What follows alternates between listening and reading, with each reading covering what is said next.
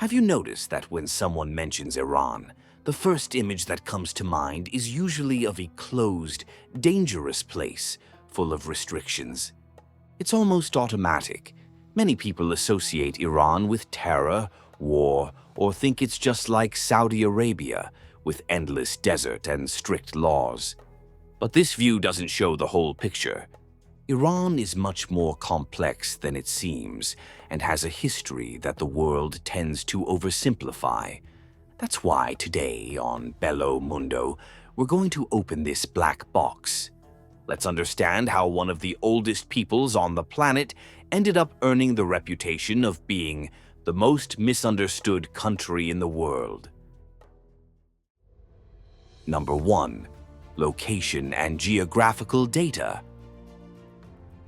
Before understanding why Iran is so misunderstood, we need to locate this country on the map. It is in a strategic position that has always attracted the world's attention. This country is located in Southwest Asia, right in the heart of what we call the Middle East. It borders well-known neighbors, Iraq and Turkey to the west, Afghanistan and Pakistan to the east, and Azerbaijan, Armenia, and Turkmenistan to the north. To top it off, it also borders two seas that are vital to the region's economy and conflicts: the Caspian Sea, which is the largest lake in the world, and the Persian Gulf, a strategic route through which much of the world's exported oil passes. And we are not talking about a small country. Iran's territory covers more than 1.6 million square kilometers. To compare, it is almost twice the size of France, which in itself makes it the second largest country in the Middle East, behind only Saudi Arabia. The population is also impressive, more than 85 million inhabitants. Most live in large cities such as Tehran, the capital and political center of the country, but also in historic places such as Isfahan, Shiraz, Tabriz, and Mashhad, which, in addition to being populous, are cities full of culture and religious importance. Another curious detail: Iran is a territory surrounded by mountains. From north to south, mountain ranges cross the country. And between these ranges lie two extreme deserts, Dashti Kavir and Dashti Lut. The latter has been recorded by scientists as one of the hottest places on Earth, with temperatures exceeding 70 degrees Celsius. In other words, Iran is huge, diverse, and full of geographical contrasts. Mountains, deserts, seas, and modern cities share the same space. It is in this setting that ancient civilizations were born, shaping the Persian identity, an essential detail for understanding why this country cannot and does not want to be compared to its neighbors. Number 2. History. Long before images of veils and ayatollahs, this land had already been the center of one of the most powerful empires of antiquity. In the 6th century BC, the Persian Empire was born, founded by Cyrus the Great. Under his command, the territory stretched from Egypt to India. It was not just size, it was an organized empire with roads connecting distant regions and a policy of religious tolerance that impressed even its enemies. After Cyrus, other important kings came, such as Darius and Xerxes, but time brought invasions. Greeks, Arabs, Mongols, and Ottomans passed through there.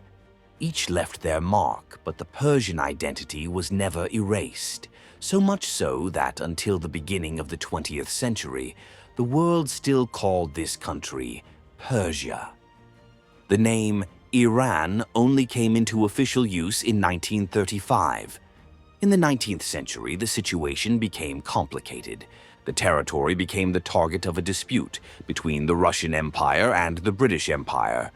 This struggle, known as the Great Game, was a race for control of Central Asia, and Persia ended up losing land and autonomy in the process. At the beginning of the 20th century, the Constitutional Revolution took place, an attempt to limit the absolute power of the Persian king, known as the Shah. It was the first attempt to create a parliament and a modern constitution. However, this experiment did not last long, as it faced resistance and coups. In 1925, a military officer named Reza Shah Pahlavi took power and founded a new dynasty. He wanted to transform the country into a modern nation. He built roads, opened universities, encouraged industry, and tried to change traditional customs. After him, his son, Mohammad Reza Pahlavi, took over and became known as the last Shah. Under the Pahlavis, especially between the 50s and 70s, the country seemed increasingly westernized. Tehran had crowded movie theaters, miniskirts, imported cars, and universities full of young people. But this came at a price. Modernization was authoritarian, did not distribute oil profits, and left most of the population out. While an elite lived surrounded by luxury, millions remained poor and voiceless. And it was from this breeding ground that the dissatisfaction that would explode was born. Number 3. The Islamic Revolution. In 1979, the dissatisfaction that had been building for decades turned into a revolution. Protests took to the streets, the regime lost support, and the last Shah ended up fleeing the country. In the power vacuum, the figure who emerged was Ruhollah Khomeini, an Ayatollah, the highest title in Shiite Islam, given only to religious leaders of great prestige. Khomeini was already known for criticizing the monarchy and denouncing the influence of the United States. Because of this, he spent years in prison and then in exile. Even from abroad, his messages circulated on tapes and pamphlets, fueling the resistance. When he returned to Iran, he was greeted by an impressive crowd in Tehran. He was the symbol of the turning point.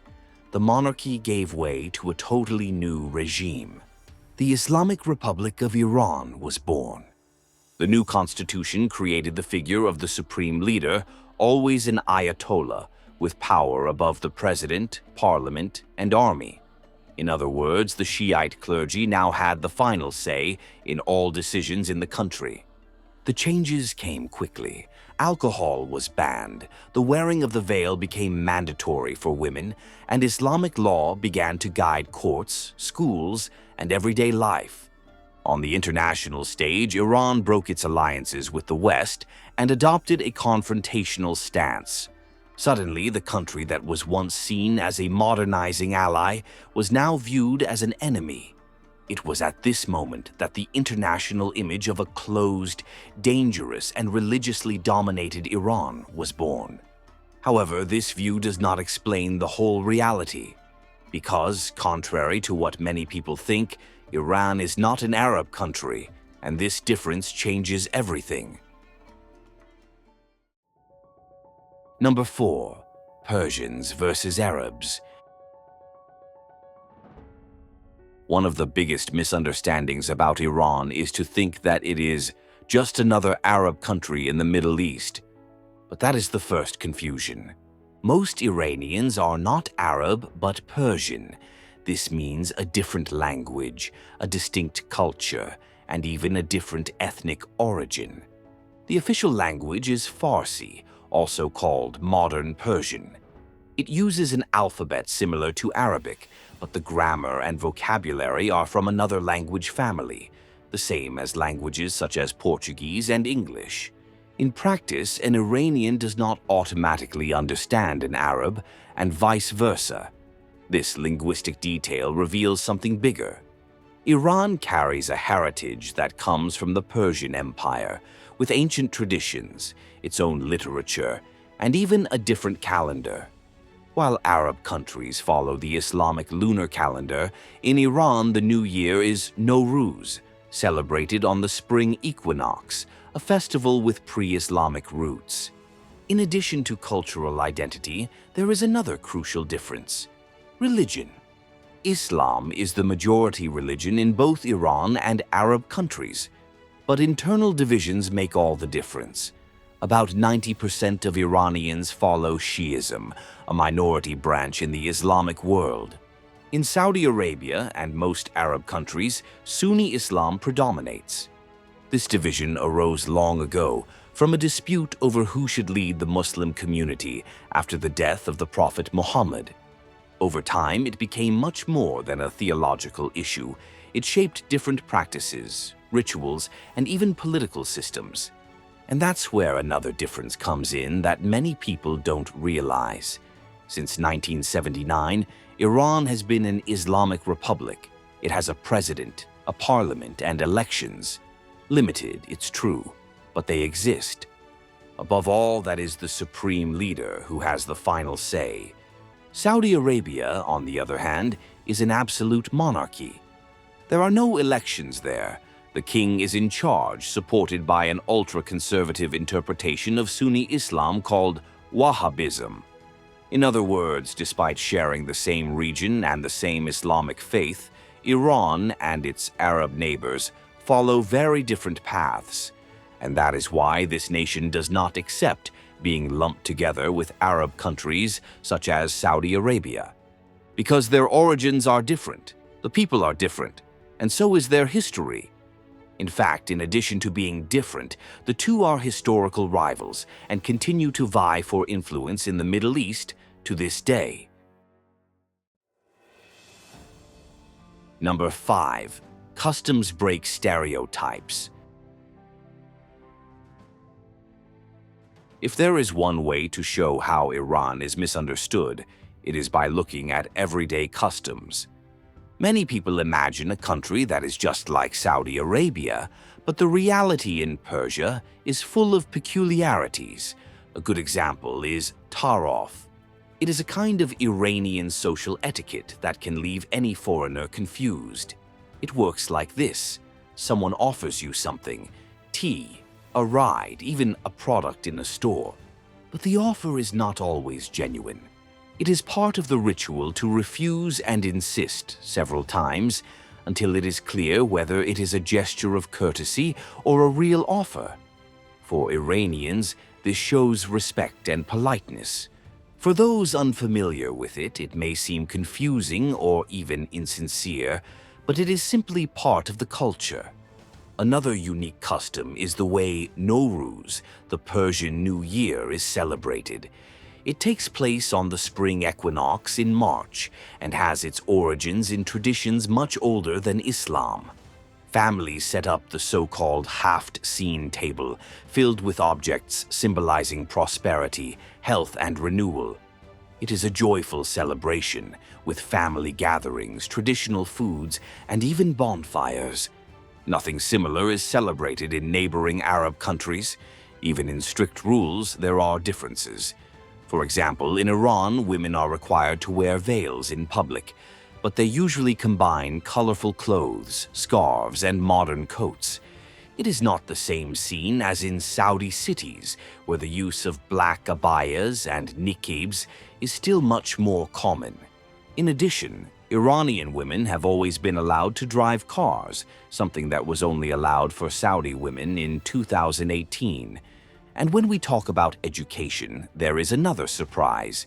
Iranian universities are full of women. They represent more than half of the students in various fields, including medicine, engineering, and science. This debunks the stereotype that Iranian women are completely excluded from public life. But of course, it's not all roses. The country has a so-called morality police, which enforces Islamic rules, especially regarding women's clothing. Women must cover their hair and wear loose-fitting clothes in public, and those who fail to comply can be warned, fined, or even arrested. It is absurd at times, but compared to other countries, it is a huge step forward that they can at least study and participate in the country's social life. The cultural scene also reflects this duality. Iranian films win awards at international festivals, artists exhibit outside the country, and musicians create alternative styles even under censorship. On the outside, it looks like a closed country. On the inside, young people create, express themselves, and seek ways to be in the world. Number 6. Little-known curiosities. If you've already seen that Iran doesn't fit into ready-made labels, wait until you learn some curiosities that almost no one associates with this country. As we mentioned at the beginning of the video, those who look from the outside usually imagine only deserts and scorching heat. But the reality is much more diverse. Near Tehran, in the Alborz Mountains, there is one of the most famous ski areas in the Middle East. Resorts such as Dizin and Shemshak, which opened in the 1960s, welcome local tourists who hit the snowboard and ski slopes as if they were in the Alps. It's hard to believe that this happens in the same country that, for many, is synonymous only with sand and mosques. Another surprise is the cuisine. Iranian cuisine is rich in herbs, spices, and unusual combinations. The dish, called fesenjan, for example, mixes chicken with walnut and pomegranate sauce in a bittersweet flavor that has nothing to do with traditional Arabic cuisine. Even rice has a special role. Tadig, that golden, crispy crust at the bottom of the pan, is considered the most noble part of the meal. And we can't forget the legends. Persian mythology survives in works such as the Shahnameh, known as the Book of Kings. It was written in the 10th century by Ferdowsi, one of the greatest poets in Iranian history. These are tales of heroes, monsters, and kings that, to this day, are part of the national identity. Poetry, in fact, is almost a national heritage. Hafez, a 14th century poet, is revered to this day. Many Iranians have his books at home and consult his verses for spiritual guidance. Another famous name is Rumi, from the 13th century, whose mystical poems have crossed borders and are still among the most widely read in the West. This cultural refinement is also evident in Persian carpets. Each region of the country has its own style, with patterns that tell stories and techniques passed down from generation to generation. Such a carpet can take years to complete and is considered a true work of art. And of course, we cannot forget Zoroastrianism. Even before the arrival of Islam, the Persians followed this religion based on the struggle between good and evil, with rituals that still survive in small communities. It influenced later traditions, including Judaism and Christianity. This combination of poetry, architecture, craftsmanship, and ancient religion explains why Iranians are so proud of their Persian identity. It shows that the country's culture goes far beyond religion and that its roots draw on ancient sources. Number 7. Foreign policy and international stigma. Life inside Iran has its ups and downs. It is not easy, but it is also not the nightmare that we imagine from the outside. However, the image that circulates around the world almost always shows only the heavier side. And of course, this did not happen by chance. Iran did not earn this reputation for nothing. There were episodes that marked history and helped shape this image. One of the most memorable was the hostage crisis in Tehran. At the end of 1979, Iranian students stormed the U.S. Embassy and held 52 American diplomats hostage for over a year. The case was broadcast worldwide and cemented the idea of a hostile Iran. Then came other factors: the break with Washington, the war against Iraq in the 80s, a bloody conflict that lasted 8 years, and later the controversies surrounding the nuclear program, accused of hiding plans to produce atomic weapons. All of this fueled sanctions, economic isolation, and an international narrative of mistrust. However, this external view almost never shows the context. Iran is surrounded by rivals and, since the revolution, has seen its security as a priority.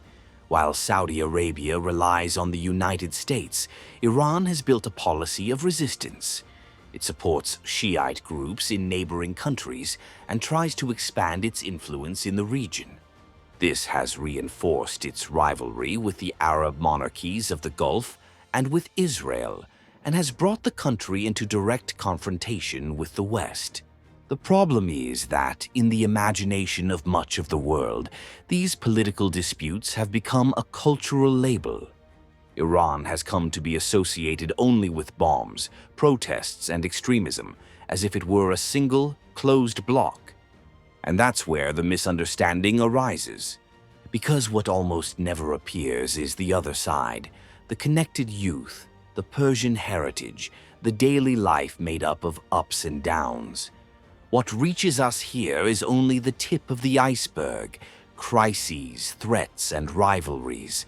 What remains hidden is the complexity of a society that goes far beyond foreign policy. After all, every coin has two sides, right? And so we end our journey. Now tell me, after learning all this, has your view of Iran changed? Tell us in the comments. Thank you for joining us here, and see you on our next adventure through this Bello Mundo of ours. See you next time.